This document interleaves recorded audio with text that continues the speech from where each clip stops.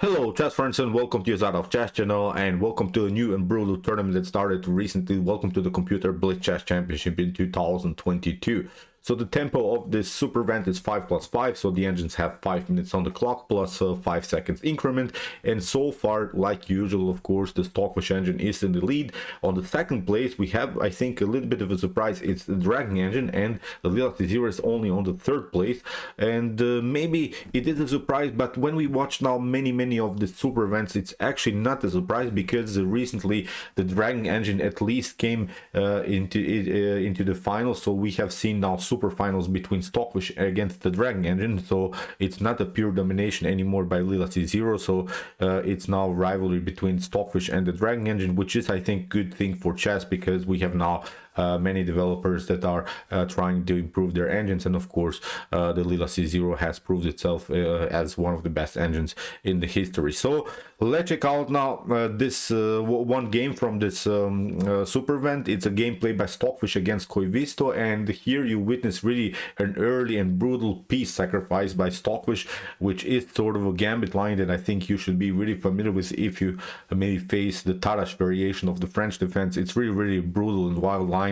I think it's really something worth to study, because there are many games in the database also with this beautiful sacrifice. So as I said, it's sort of a common sacrifice which leads into a wild game for both sides. So let's check out now the variation and also this beautiful game. So here Stockfish opened with the move e4. Koivisto response was e6, the French d4, d5. We have knight to d2. We have now the so-called Tarrasch defense, Tarrasch variation of the French defense. We have now a6, preparing c5, breaking here in the center, because in some occasions white could also go and here create an annoying check with the move bishop to b5. So here knight to f3, we have now c5, and now e takes d5. We have e takes d5, and now bishop to e2. And here Koivisto played an interesting idea, c4, with the idea to make further progress b5, b4 c3, and similar stuff, a5, a4. So getting used of the space advantage that white has created here, but Stockfish simply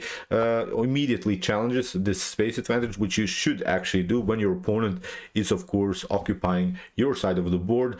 If it's with a piece, if it's maybe with the pawn like this, you should immediately challenge it, because you should not tolerate this kind of a space advantage on your side of the board. So that's why with the move b3, black gets immediately challenged. So that's why you have to support your pawn with the move b5. We have castling by Stockfish, and now bishop to d6 here by Koivisto. And now the fun starts, because of course there is now this pressure on the a file, which black can only escape in one particular way, and that's exactly what black did here with the move c3. If you don't play anything, if you play, for instance, something like bishop to b7, then b takes c4, okay, you can maybe try b takes c4, but I think you have lost a little bit your space advantage. And now with c3, I think we can block the position. The problem is then also the bad bishop here, I think, on b7, which would be paralyzed by its own pawn. So that's why here after move a4, if you want to make something out of your space advantage, you should play c3. But here Stockfish will play a beautiful tactical line. Stockfish plays simply a takes b5 and sacrifice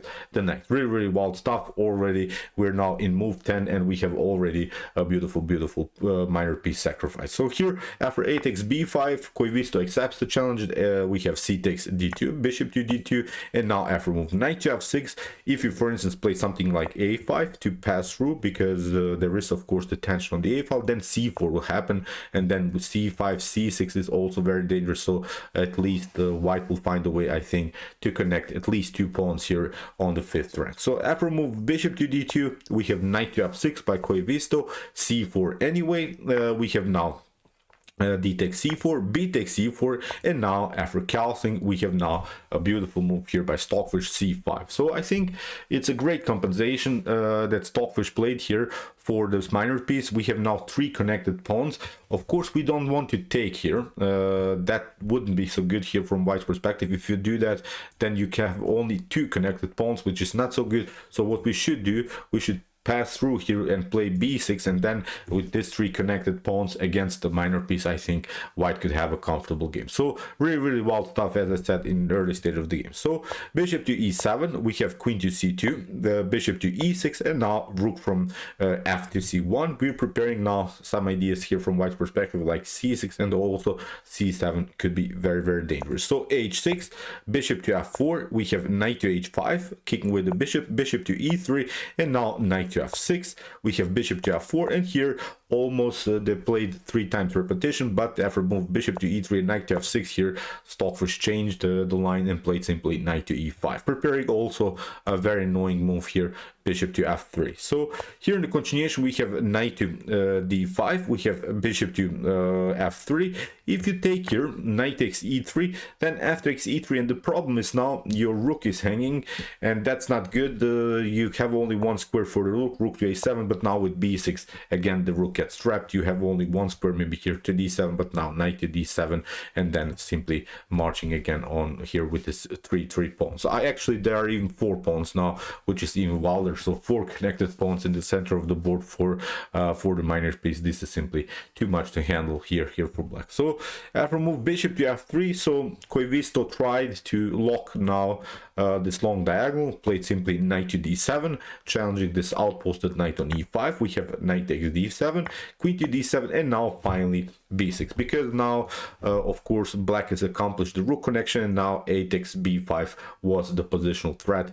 Then the rook wouldn't be hanging here on the a file. So now when the rooks are connected, now with move b6 here, Stockfish again proceed and has now 3 connected pawns here. Although black still has a passer here on the a file, but it's simply too slow to push it. You have to play sort of a defensive setup like this. You have to defend this pawn progress of white in the center of the board. So here queen to c6, played by Koivisto. Very important idea to stop the pawn storm that white has created. One of the best ways, of course, is to create a blockade against your opponent's pawn storm, but you should not do it with the queen. There are some important strategic elements of defensive play. When you face a pawn storm, then of course you would love to block it out with some minor pieces, but not with the queen, and especially you see the queen gets also a little bit in front of the light square bishop. So this is not a powerful blockade, so it's sort of a bad blockade that it's really necessary if you want to stop white's progress here on the queen side. So bishop to f4, bishop to g5, bishop takes, h takes g5, and now h3, and now rook to d8, simply again controlling this very important d5 square. If d5 happens, then the pawns are again marching. So if you allow your opponent to do that, then it's simply lost game here for black. So black is now simply trying to defend its position, at least maybe to paralyze the pawn storm and hope for a draw. So rook from c to e1, we have queen to c8, rook from a to b1, of course threatening b7, so that's why a rook to b8, and now queen to d2. Here comes g4, and actually you don't have to play it, but even if you play something else, if you play queen to f6, let's see if you maybe try to somehow fix your pawn structure on the king side, then the actual threat is this move, queen to a5. Queen to a5 is really wild move, because if you play something like bishop to f7, you're trying to regroup, you're trying to fix the position.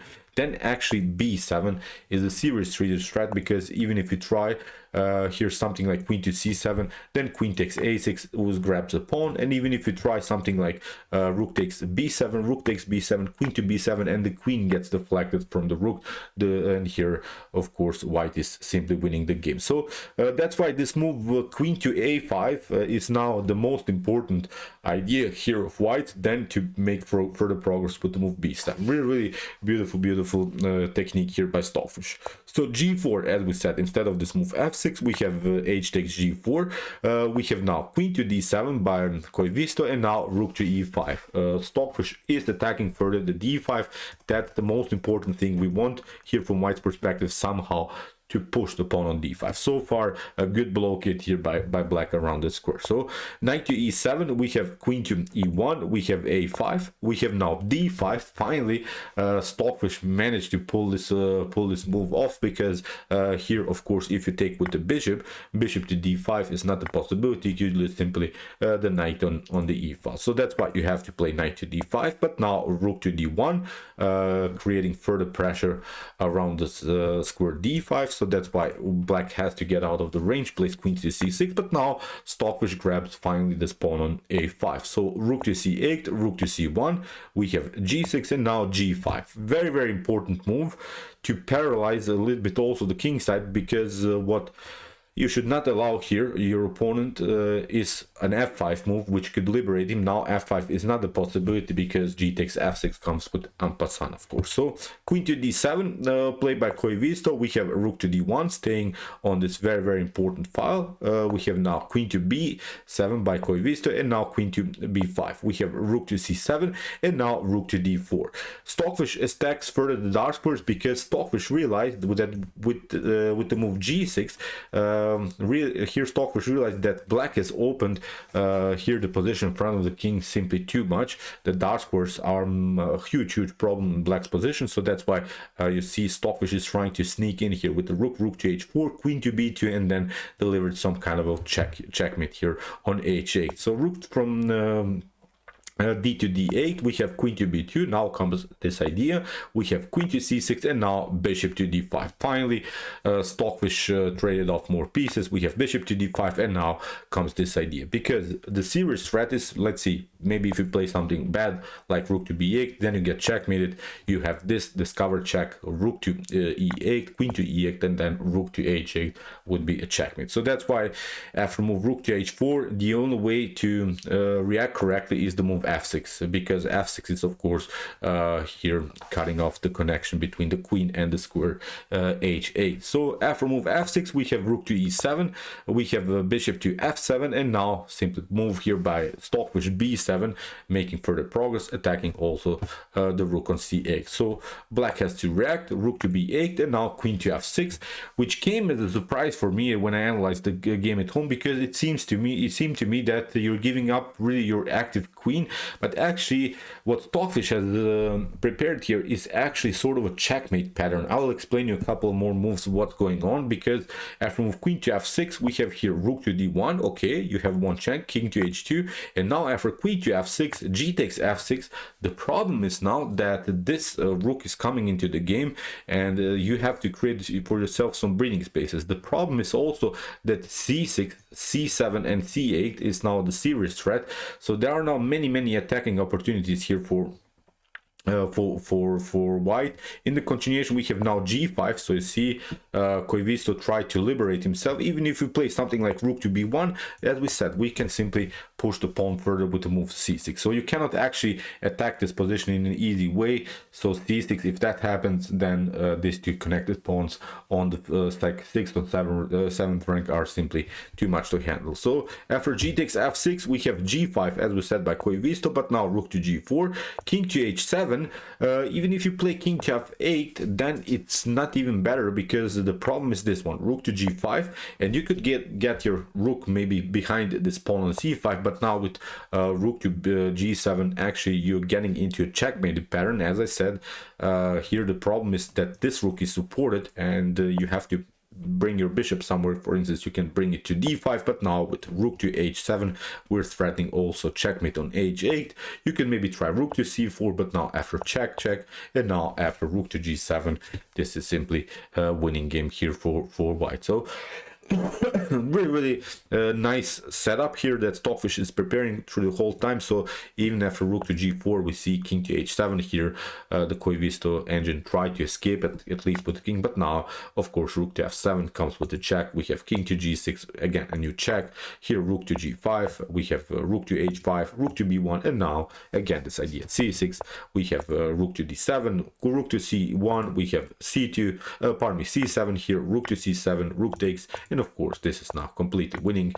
Stockfish promoted the new queen, played a couple of checks, and here after a new check we have this beautiful checkmate on c1. So Really wild stuff. So as said, in move 10, Stockfish sacrificed the knight, created really a nice pawn storm in the center of the board, and then it was a battle around the square d5. Eventually, when d5 happened, Stockfish sacrificed the pawn, but had then the initiative. The pieces were simply too active. I liked also the several checkmate patterns that Stockfish has played here. So again, a brutal game by the fish. So okay, I hope that you enjoyed the game. I really enjoyed it a lot. If you want to see more brutal attacks like this, check out my comment to chess games played by computers with some more games by Stockfish, Alpha Zero, Lila Zero, and many more.